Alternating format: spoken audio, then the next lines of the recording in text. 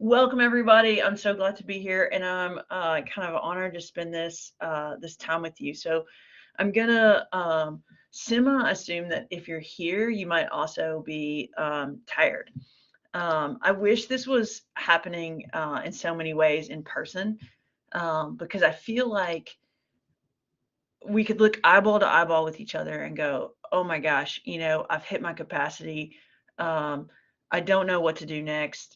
I don't know how to keep doing what I'm doing." And so I really just would like to create some sacred space for us in this next hour. I'm going to throw some ideas at you.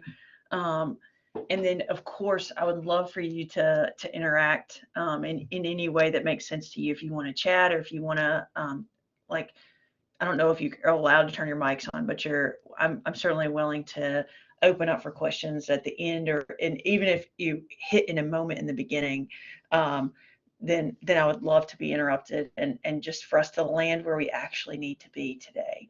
Um, so a tiny bit about me. I did not come from library world. I am an author. Before that, long ago, I was a youth minister, a college professor. I've kind of worn a lot of hats. I always joke around, and also worked at Parnassus.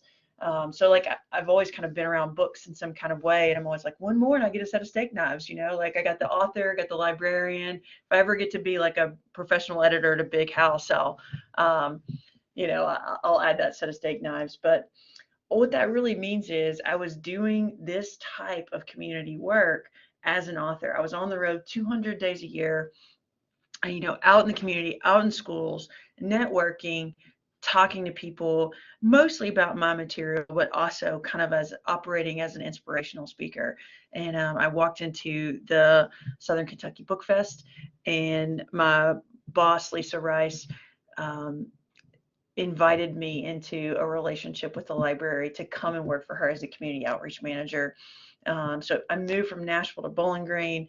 I've been in that situation for the last 3 years, and then I just recently went through she is retiring, you all. My mentor and our legacy leader here is retiring, and went through a huge process to interview. And so I'm currently the interim director at Warren County Public Library. And then when she fully retires on April 1st, then I'll be not by myself, because I have an amazing team of people, but at the helm of an amazing system. And so that's kind of a little bit of my story.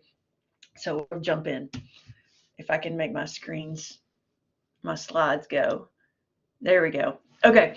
So I don't know how many of you have listened to This American Life ever, but I love This American Life. I was on the beach. I was coming back from the beach not long ago, and I was listening to this story, and it starts with this interview with these guys, and they're hyped up. They're just hyped up, and Ira Glass is like, "Now tell me again what the motto of your organization is," and they, like, with joy in their hearts, are like, "Hard work, low pay, miserable conditions, and more."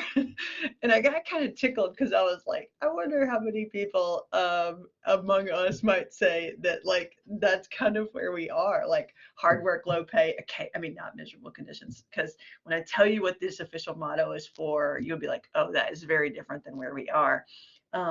But that's the true official motto of the California Conservation Corps.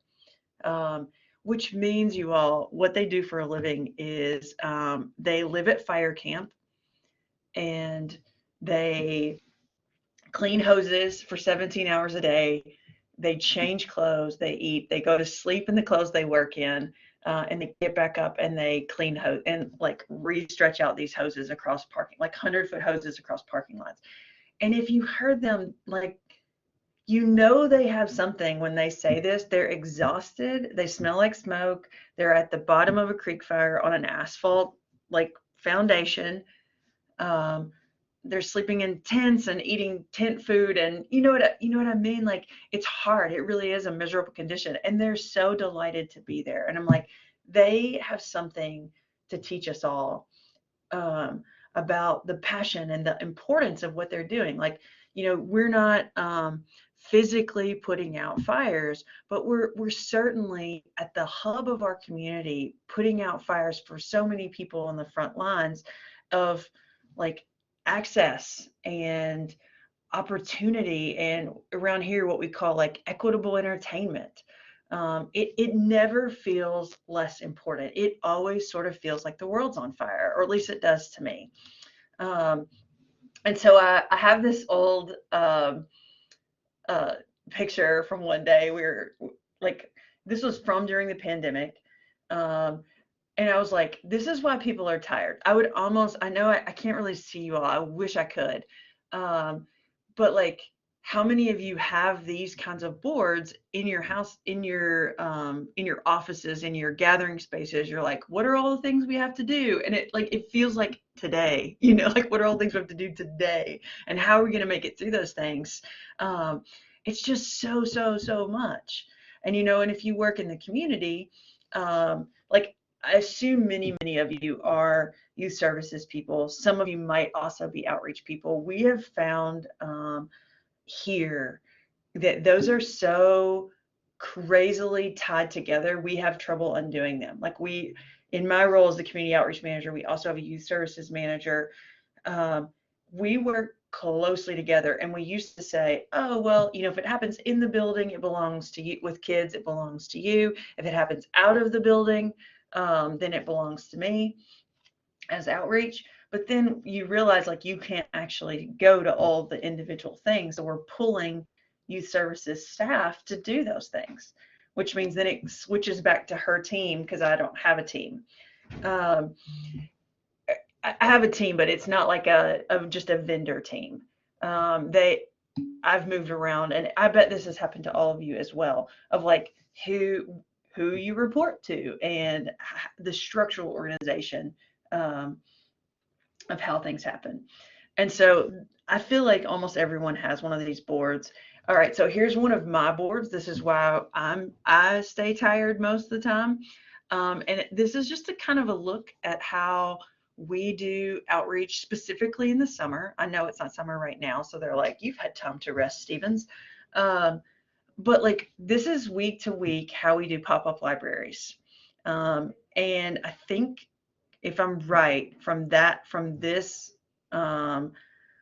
schedule that you're looking at, we did 48, I believe, independent stops. We ran 2 teams, plus the LEAP bus, every single day, all summer long.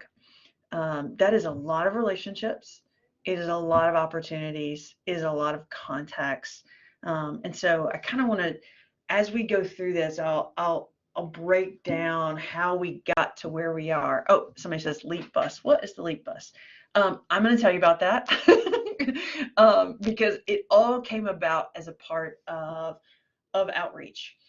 And like it didn't exist, and then all of a sudden it did. And it worked like this. During the pandemic, I don't know if my next slide has this, but I'm going to show you a picture of the LEAP bus. We're getting there.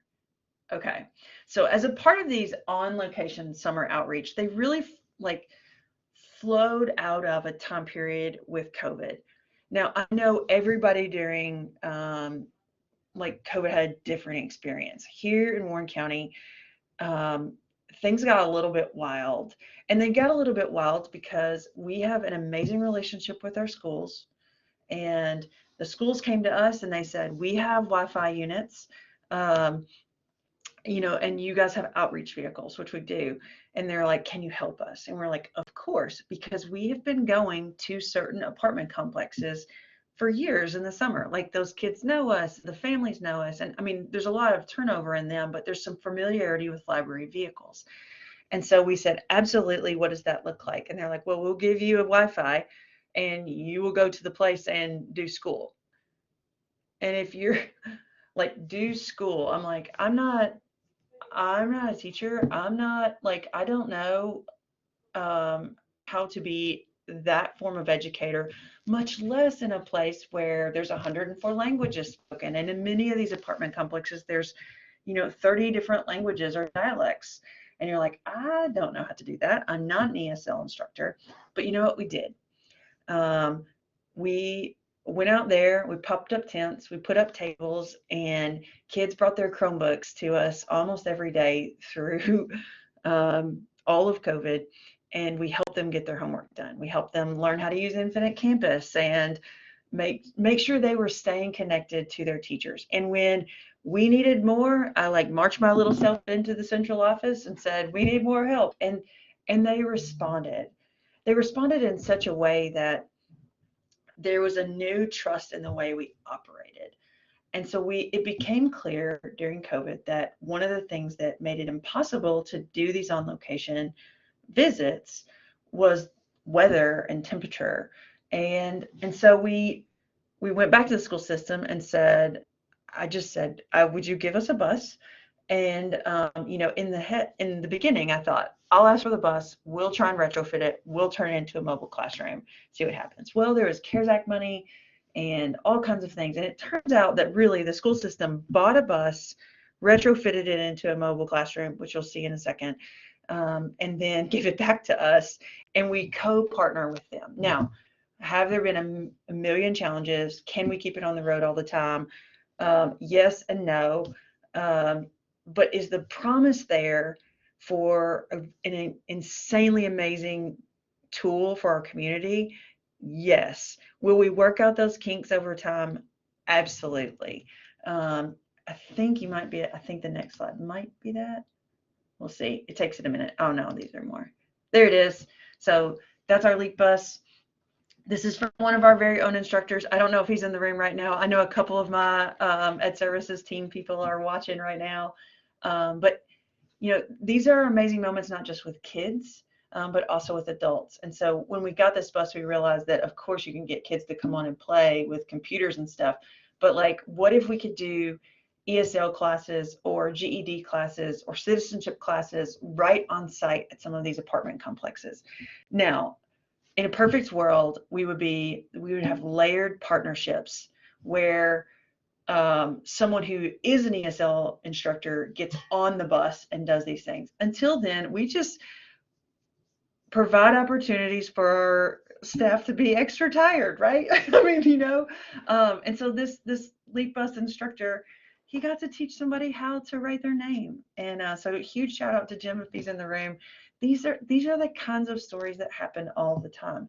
And they happen because we show up, we're there, and then all of a sudden there's a new partnership and a new relationship that goes, what if? And then we learn to meet needs that actually exist. And I think that's my biggest thing that I'm going to try and hit on today is like, what does your community need?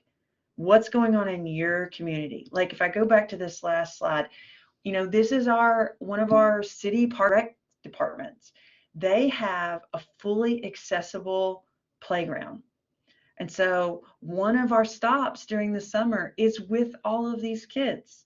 And so we get to go and play. Now you got a summer camp on the two different types of summer camps. One's fully accessible. One is just like an everyday all abilities.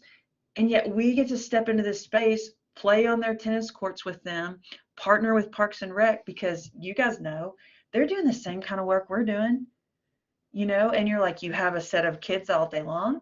How great is it if your library shows up and does something, a program, or even, we don't really do a lot of crafts in this kind of realm. We normally think of it as I kind of have summer and our outreach like this boiled down to media, mentors, and movement. And so we form a team together with Parks and Rec. They get on the bus with us every day. We go out. We have these set locations like I showed you in the beginning, and then we make sure we're trying to stop that summer slide through connection, through media, and like introducing them to library books. And we've come up with all kinds of systems to do that I can also go into extensively if anybody's interested. So Amy's asking, you can anticipate numbers and populations and attendance similar to what happens during the school year. That is right. And guys, these numbers, we're probably in our third year now. There's no way they can continue to do what I'm getting ready to say, but they've doubled every summer. So this year, I think we were during the summertime, I think we met with almost 7,000 kids all summer long. That's pretty phenomenal. We had the first year when Parks and Rec did this before we really got involved in a different way, I mean, I think the numbers were at 300 to 400. And so by working with them, we've been able to really combine and do something amazing. And obviously, this is only one component of what we do in the summer. We also do free summer camps on our own. Well, not on our own, with Parks and Rec. Um, we have an amazing ed services team that does all sorts of things for preschools, daycares. Like we have been incredibly blessed to be able to staff at like influx periods of time to go, we're going to do maximum outreach. And then of course we pull back during the school year, the need changes, what it looks like changes, and we start to unpack outreach in a different way. We get invited to a lot more vendor fairs, and you probably have similar experiences like, hey, we're having family reading night at the school, would you come to this?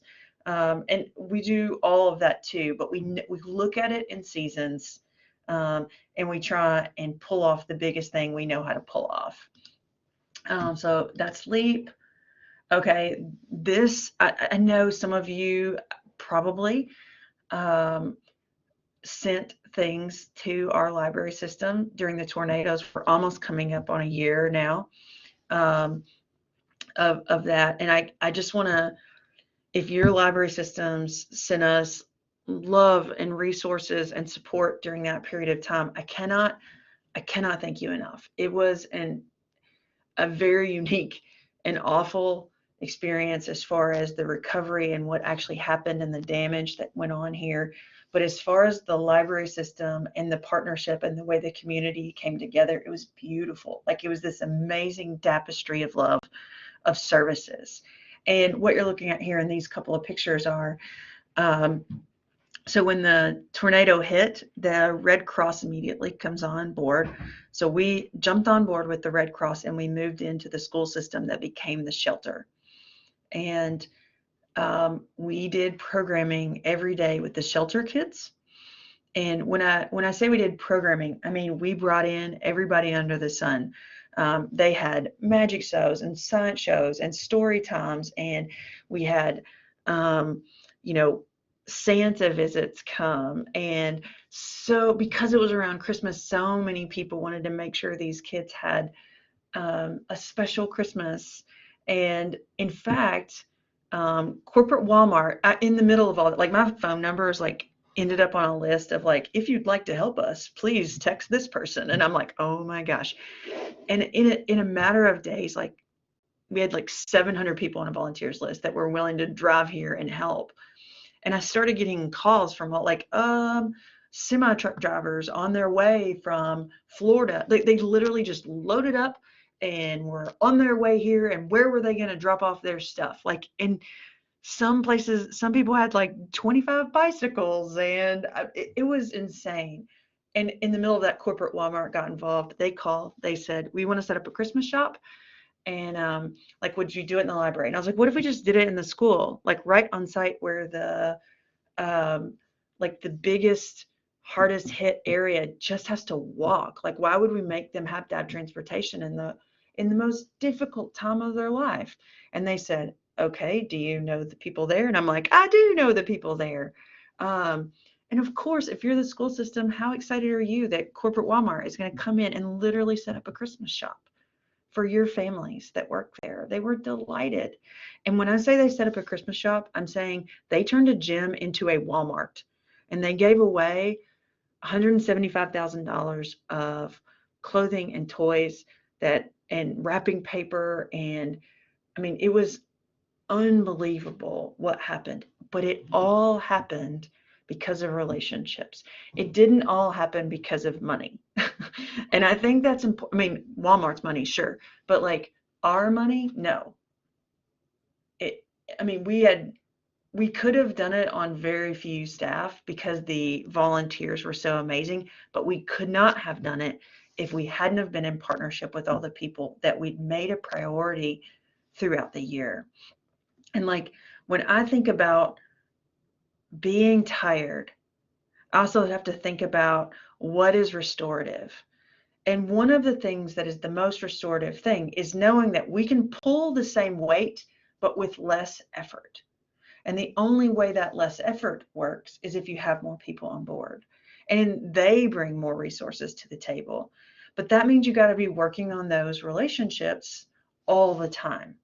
And so that's really where I want to spend most of my time today. Oh, these are school programs. We do active storytelling and yoga. Um, it stays a little bit wild around here. We tease Lisa Rice because she said once upon a time, well, it'll slow down when, and then something. It's never slowed down. It never slows down. And so now we just laugh and are like, yeah, that'll happen when it slows down, right? Because we know it's not going to. Probably because we're not going to let it. Another thing that we do and have done is partner with Feeding America. And I think as you see these pictures and you hear me say some of these ideas and some of these thoughts, you're probably to see that, like, these are bags of groceries. They are not bags of books. Now, do we incorporate books? Yes.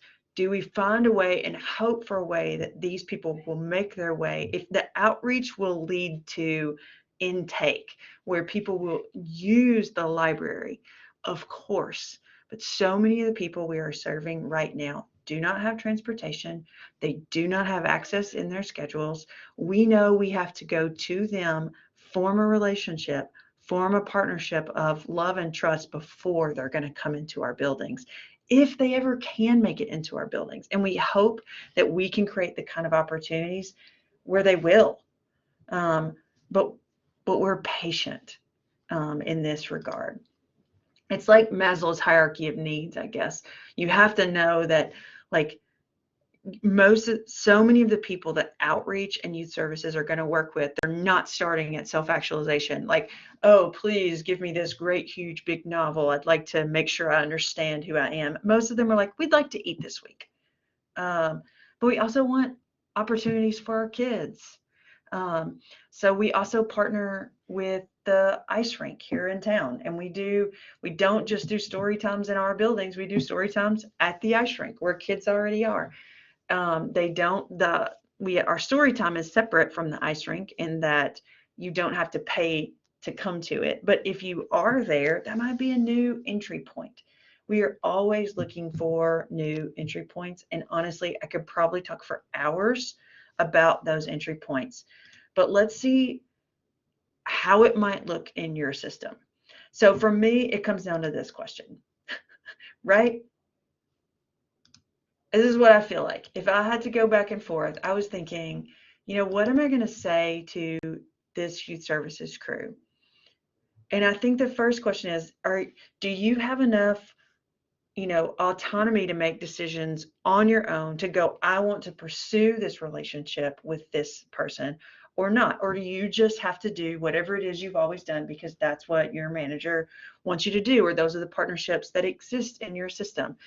And so that's one thing. But another thing is that manager supportive of you?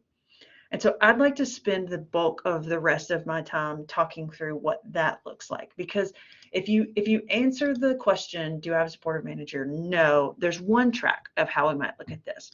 If you have a supportive manager, yes, there's another track. So we're going to start with no. And see, I'm going to try and talk through some of the things, or we're going to start with yes. Like, some of the things that I would encourage you to do, okay? And this is by no means an exhaustive look at this. You could read thousands of books on burnout. You could read tons of books on, how to get your manager to listen to you. I can just tell you what we've done. I do have and have had that support, okay? So for me, it's a matter of going, we actually get way more requests than I could ever figure out how to meet, which means I need to be able to know what our goals are, understand what it might lead to in the future, and then work my way back and go, okay, this is the one I think that we should go after. But for you guys, this is what I would say. Learn to connect the dots of impact.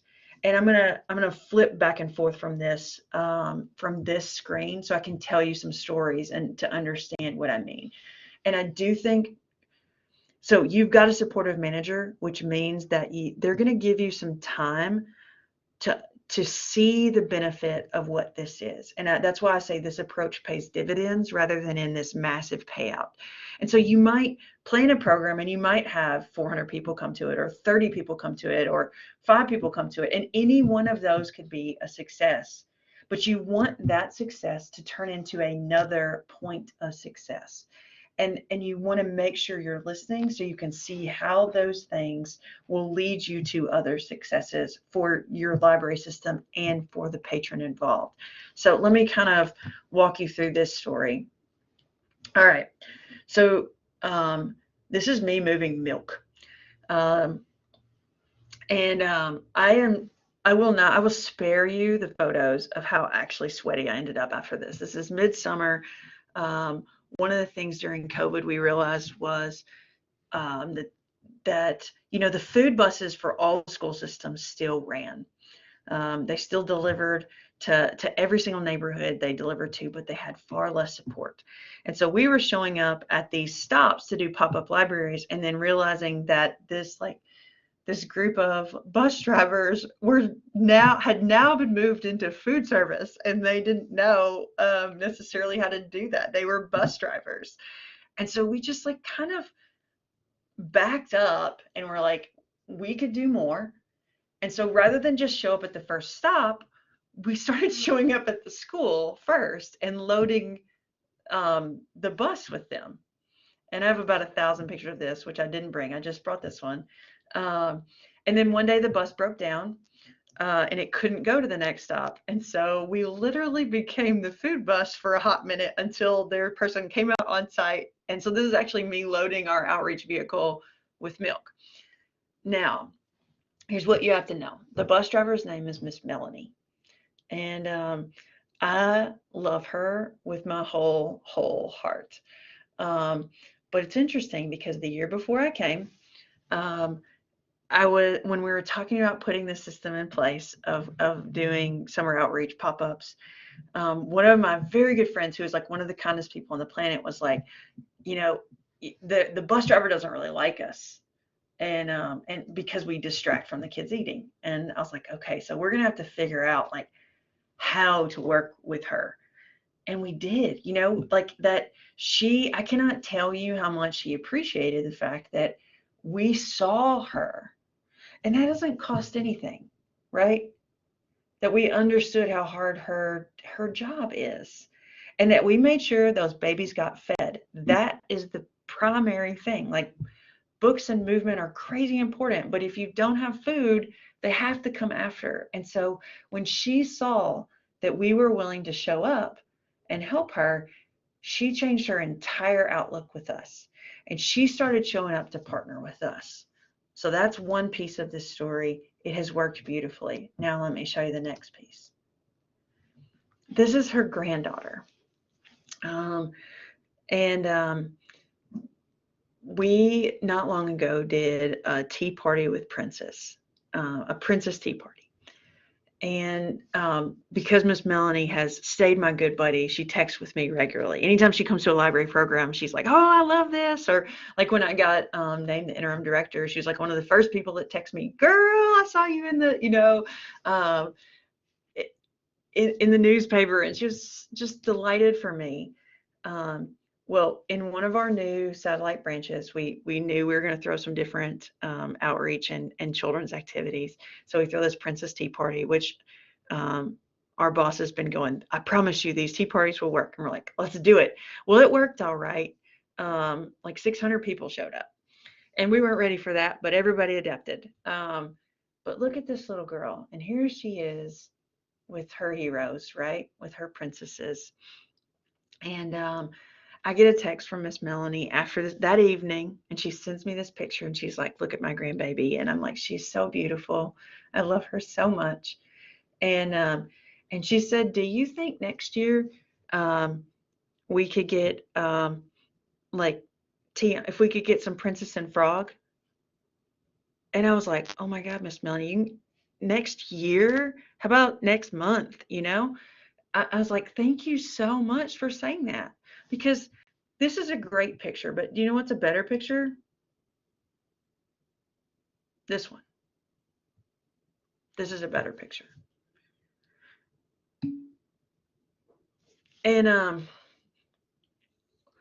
I mean, I have a supportive manager, so I could take this relationship that I have with Miss Melanie, and I could say, I mean, I got off the text with Miss Melanie, and I immediately text our youth services manager and my boss, and I just said, we got to do this. And they were like, do it now. They literally called that night and scheduled this. So this is 1 month later. Now, what does that do? Like, yes, we paid for princesses, and I know that that's something not every system can afford all the time. This is not about which particular service that you're doing. It's about understanding how these dividends pay out. Some days showing up to move milk pays 3 years down the line. That I honestly, I wonder if her grandbaby was born when we started moving milk. But because we'd done that, when she asked me for this, I knew it was not just an ask for one little girl. Like, everyone needs their princesses that look like them. And like, that's the kind of power of connecting these dots and letting it go.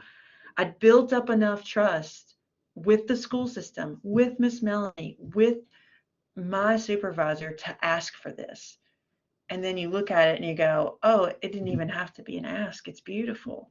And it was needed. So it also, it really helps, like, along with that, just get a success under your belt, you know, like, working with the school system the way we did, they started coming back to us and asking us for things. And for me, if you want to youth services, you need a core relationship with your school systems. And you might have to go out there and work and lay it down in order for them to notice what it is that you can bring to the table.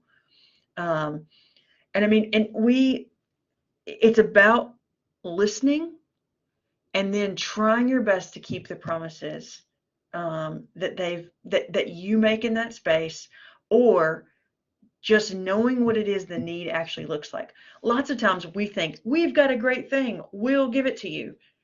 Isn't this awesome? You guys should enjoy it. And it's a little bit like offering someone, an amazing cake, but what if they're gluten-free? Like, they don't need cake right then. They can't even process cake right then. So you've got to know what it is they actually need and want. Like, I remember a time when I sat down, I had an invite to sit down with every city school librarian and, like, just ask them what it is they wish look, if there was one thing the library could do for them, what would it be? Because, like, I know we can't meet all the needs. I know we don't have enough staffing for that. I know we don't have the money and the resources for that. But what would one thing look like? And so the one thing they asked me for was there any chance we could get Lauren Tarshish, who's the author of the I Survived series, to come? And, because I'm an author and because, like, we do events, larger events in our system, and so there's a precedent for it, I was like, you know what? I don't know, but I will do my very best. I was able to reach out to Lauren. We made a plan, and then COVID hit. And so it took some time, but post-COVID, we got her here, and we got her to every single one of those schools. And now those librarians, those city school librarians, are like, wait a minute, like, they're listening and they delivered.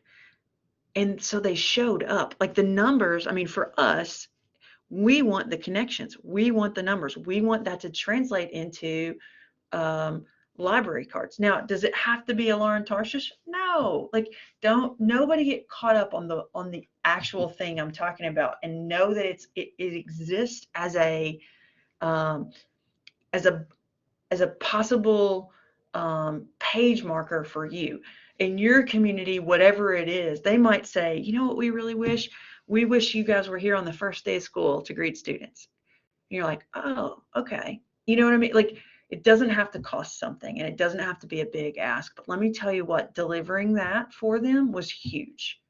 And then if you're starting to go, you know what, we've got this, we've got these relationships going, I've got a success under my belt, what do we do now, how do we grow with it? Then my suggestion is that you map and then be committed to remapping your community based on needs.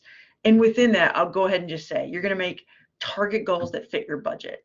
So I'm going to walk back through these photos, and then I'm going to show you what I mean by that. So this is the slide I showed you earlier. Now, when I talk about community mapping, I'm talking about relationships. This is color coded, and you're like, obviously. But this is me trying to I had made a list of our primary partners. And then I was trying to make sure that the way that we executed our summer outreach plan, like this is what we're doing, is it balanced? Does it hit our partnerships? And so in this case, the blue, the bright blue is our county school system. The purple is our city school system. The orange is our city parks and rec system. The teal is our county parks and rec system. Those are 4 places where kids are.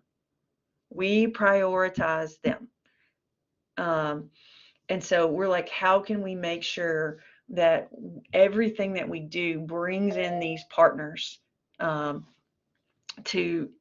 oh, I think somebody put their hand down. I can't easily see if somebody puts their hand up, but like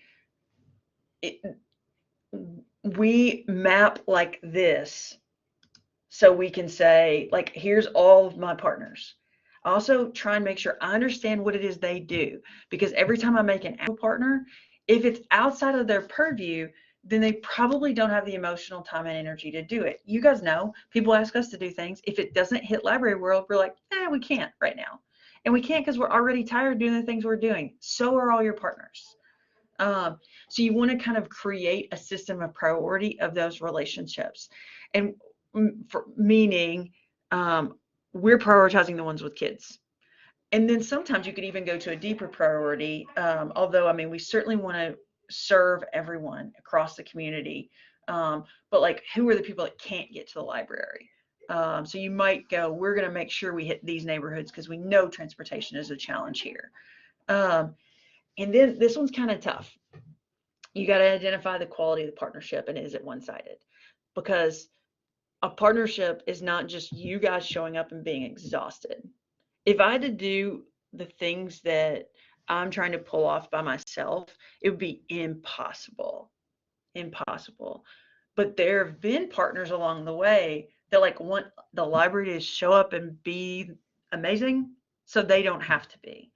And that doesn't mean we would never partner with them, but it does mean I'm not going to say yes all the time, because I would rather have the energy that comes with people, like-minded people working together. After you've got the ones that are the ones you want to identify, like they're your top partners, and then the ones that are maybe not the best partners, then you want to look at service groups that you don't partner with yet. Like, who's out there? And like, for instance, in our town in particular, we are a international. We have an international center where we receive refugees and immigrants in Kentucky, and it's beautiful. We have a good relationship in general with our love of figuring out how to serve immigrants and refugees. I'm on all sorts of committees, but what I struggle with is there has been turnover at the actual international center, and honestly, their job is so hard. They don't have time to talk to us most of the time. They are understaffed and overwhelmed, and they're running federal programs, and like, I don't have the relationship I want with them yet because I'm in the way. And so I haven't yet figured out how to bridge that partnership in a way that doesn't take away from them and that only adds. So part of like, what do you do when you're an introvert or you're tired? It is to remember that sometimes our relationship is not over because there's not time for it right now. And we try and behave in such a way that like we can say honestly with somebody, like, that's amazing. I don't have any brain cells left right now. Come back to me on this. I love it. I want it. Like, I want to, I see your Princess and the Frog. I'd love to do that. If I have to put another activity between now and Christmas, that I might not make it. We want to give our partners that same understanding, um, and grace that we so desperately need at various times. Understanding that we work in seasons of the library, but also personal seasons of when we can grow and when we cannot. Um, and then what I normally do is when I'm trying to figure out how to invest our energy, because the goal is not to have to recover, right? Like, if you're an introvert, it'd be so much better to like plan your schedule with recovery in it rather than to get exhausted and then have no time to recover. You want to have a strategy, um, that lets you say, "Oh, I've built it in." Like, I had a mentor in college who I loved, and he's like, "You need to come to understand planned imbalance." And I thought, what, like, because we all talk about work-life balance, and sometimes it's just work-work balance, or at least it is for me. And so, like, what does it look like when we're balancing our own personal lives and our work, and then our work, and then the extra work that somebody wants us to do? Is there a way that we can say, these things don't fit in the best Venn diagram for me right now? Assuming, again, this is, you have a good relationship with your manager and you can't do anything about it. Like, you can do something about it. You can say, I just can't. I love this, but I can't. Then you want to be able to narrow down the things with the best impact. And I do that with this Venn diagram. Like, I take my partner's goals, I take our goals, I overlap them. And then whatever stands in the middle, I will ask myself how much money we have to put into that, or how much time can I put into that.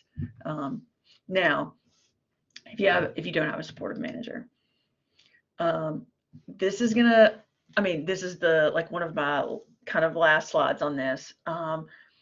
This is gonna be so frustrating to some of you, but you got to know, it's like, it says play the game wisely. Most of you are like, I hate the game. I'm like, I know, but it's part of it.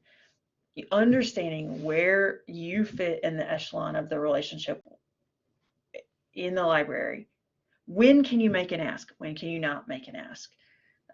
Where are you in your own performance in order to make an ask?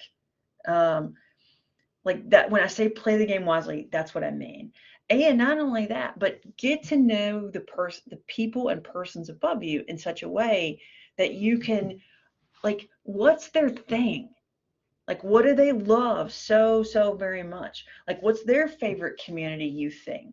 If they've been asking you for this one thing over and over and over again, just do it. Unless it's something that, like, you just mentally and emotionally are like, there's something wrong. And that might mean you're not in the best, like, place for you. But if they've got a pet passion, like, look for that Venn diagram overlap. Where can you take the thing that you love and the thing that they love and really just hit out of the park? Because that might be the thing that transitions the relationship. Like I said, to go back to that picture of me with Miss Melanie, remember, we didn't have that relationship with her, but I had to overlap and go, she loves those babies and wants them to eat, and I love those babies and want them to eat. And so I'm going to move milk. In that sense, she's my boss, and I wanted her to support me. And you're looking and trying to figure out how to do the same thing. Also, why is there a lack of support? I think you got to be honest. Like, where has it been? Does it belong to you? Does it belong to them? Does it belong to the space between you and your supervisor? Because I always think there's three things at play: you, them, the space between you and them. Because, like, it might just belong to them. There's not a thing in the world you can do, because if sometimes people are toxic and there's just nothing you can do. Um, and you're not going to win that. And really, the decision to try not win that will save you some emotional energy.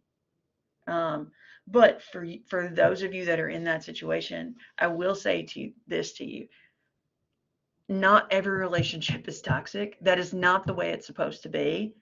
It should not cost you that much all the time. And so the first thing I would recommend is that you find someone who sees you at work and away from work, who looks at you and goes, oh my gosh, your heart is on fire for this. You love it so much. You know, is this a great fit for you?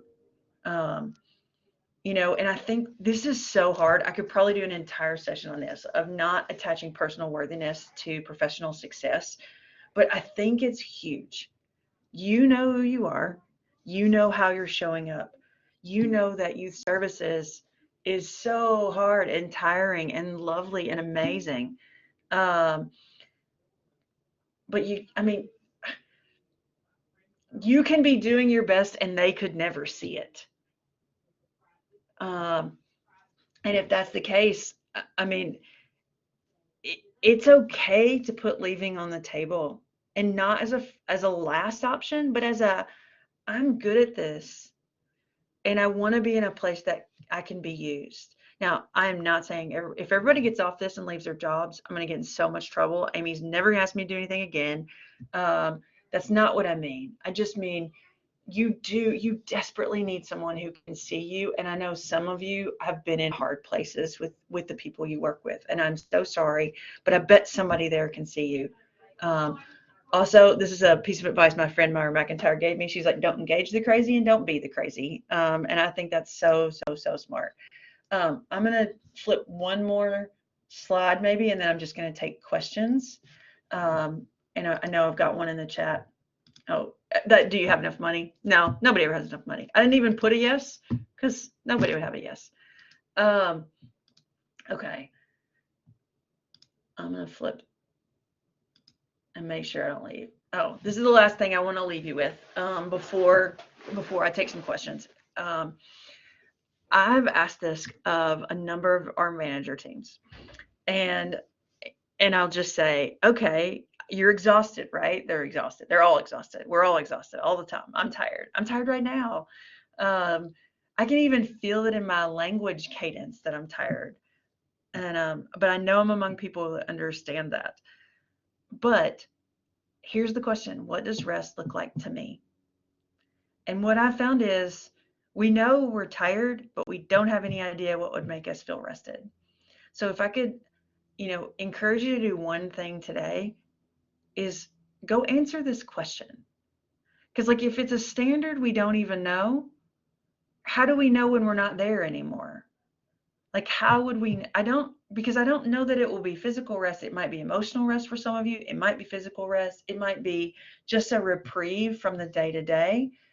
Because to me right now, it is not like I will go take a vacation and then I will feel rested and have more energy. I know that's not my answer, because I could not take long enough off. And plus, by the time I came back, I'd be so far behind, then it would just have reset the clock again of me running to catch up with myself. So I have to find a new way to look at rest. And one of them is, for me, I'll give you one of my answers, is when I have time alone built into my work week. Because I feel like I go from meeting to meeting to meeting to meeting to meeting. And I'm like, and I don't get the most out of the meetings because I don't have time to process them and then reform them for the next place I'm going. And so I know if I build in a little bit of time to myself to process what has happened, even if it's just, if you're having a meeting, we often go, we'll meet for an hour. What if you said, let's meet for 45 minutes, and you built in 15 minutes at the end of that meeting to make notes, to think, to be still, to be calm, to not have noise? So that might not be your thing. For me as an introvert, I'm tired of people. I love them. I love them deeply. I'm also tired of them. And I have to program reprieve for me into my schedule. It will not happen naturally. And that means if you have a supportive manager, you might need to advocate for that. If you don't, then it's some of those few more steps of becoming someone who can ask for that, or understanding that the person above you might be toxic and won't give it to you. And that's a whole other situation and a whole other session. But for all of you, I hope that you get a deep breath. I hope you feel rested. Because you're amazing. You're amazing, and you're doing such hard work, and it matters so, so much. And I'm so honored to even get to talk to you today. Okay, so question. Christy Haywood, you say, am I exclusively outreach? We're a small community and only have 2,200. We have supportive director, but disadvantaged because of staff size, limited funding. We would love to do something similar with Leap Us. Okay, so yes, I am exclusively outreach. I have been. So we're lucky in that way that we have someone dedicated to it. And I would argue that most of you in youth services are outreach. I think both. I think they're just so interlocked that it's both.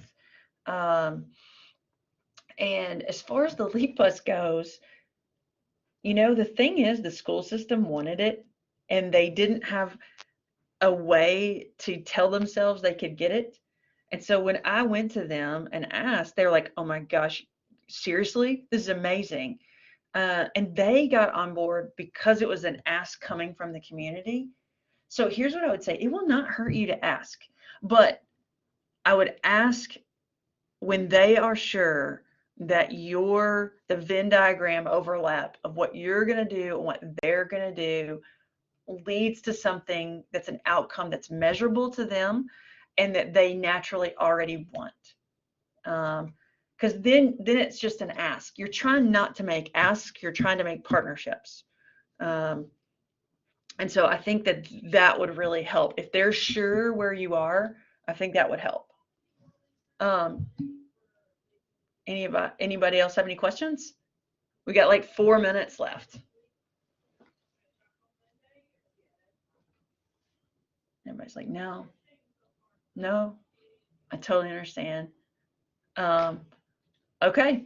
Well, I hope you have an amazing rest of your conference here. I hope that something I said helps. If you need anything and you'd like to reach out, we do so many weird outreach things. You're welcome to email any one of us. So Courtney S@warrenpl.org, and I will try and get back to you as fast as I can. But that's all for me.